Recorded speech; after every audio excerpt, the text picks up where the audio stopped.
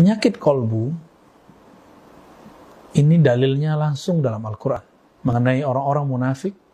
Dalam Al-Quran surah Al-Baqarah dikatakan fi qulubihim maradun, di dalam kolbu mereka terdapat penyakit. Karena pembukaannya adalah di dalam kolbu, di dalam hati, berarti ini bukan penyakit fisik, tapi ini penyakit non fisik, bukan penyakit materi, tapi ini imateri. Apa artinya? Di luar atau di dalam badan ini ada sesuatu sisi lain yang dia juga mengalami sehat dan sakit, senang dan tidak senang.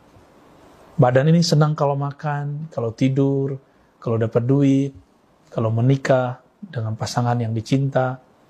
Maka kolbu juga sama. Kita bisa flu, maka dia juga ada penyakitnya. Penyakit kolbu yang paling berbahaya itu adalah penyakit yang dulu diwariskan oleh iblis Azazil, yang disebut di dalam Al-Quran aba wastakbara, enggan dan istakbara, merasa ingin dihargai, merasa dirinya besar, merasa bahwa dirinya lebih dari orang lain. Ini penyakit yang paling berbahaya, dan penyakit ini hampir ada di setiap makhluk Allah, terutama kita manusia. Dan asbabnya berlainan. Ada yang karena mukanya yang rupawan, ada yang karena dia hartawan, jutawan, miliarder, apalagi istilahnya. Ada yang karena rumahnya bagus, ada yang karena pasangannya cantik, gagah, ada yang kayak anak-anaknya, ada yang karena kendaraannya, ada yang karena ilmunya, ada yang karena gelar-gelarnya. Gelar ini tidak hanya gelar di kampus, gelar di masyarakat, gelar Kiai Haji bisa jadi, gelar Pak Haji. Bahkan dalam dunia tasawuf ada gelar kemursyidhan, syekh. Kalau tidak dipanggil syekh oleh seseorang, dia merasa tersinggung. Ini juga termasuk kibar, penyakit. Nah, penyakit kolbu ini, karena dia tidak tampak, maka mengobatinya juga tidak mudah, kecuali bagi orang yang menguasai ilmu kolbu. Sebagaimana kalau kita sakit jantung, kita datang ke dokter jantung. Maka jika sakit kibar, datanglah kepada ahli kerohanian, ahli kolbu. Dia akan membersihkan lalu mengobatinya dengan baik. Ini penyakit yang paling bahaya. Ada lagi penyakit yang kedua. Orang kalau sudah sombong, ada penyakit kolbu, yaitu hasad, iri, dengki. Kita boleh iri yang positif. Kita melihat ada teman kita alim, kita pengen alim seperti dia.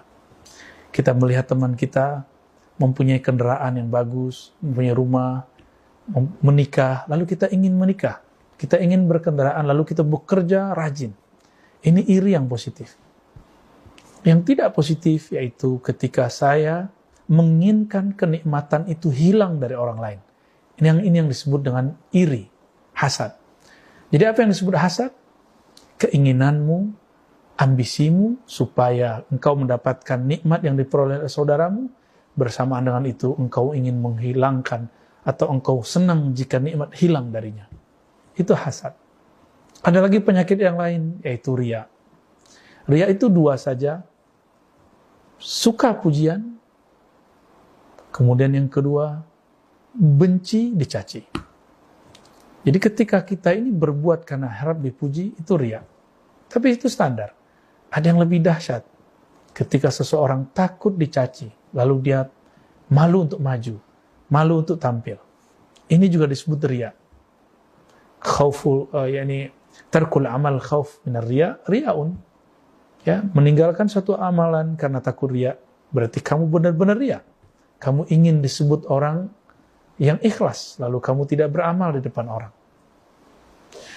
Ada lagi penyakit ghaflah, ini yang paling berbahaya juga dan merupakan akar dari semua penyakit yang ada di atas tadi. Ghaflah berarti kelalaian. Lalai dari apa?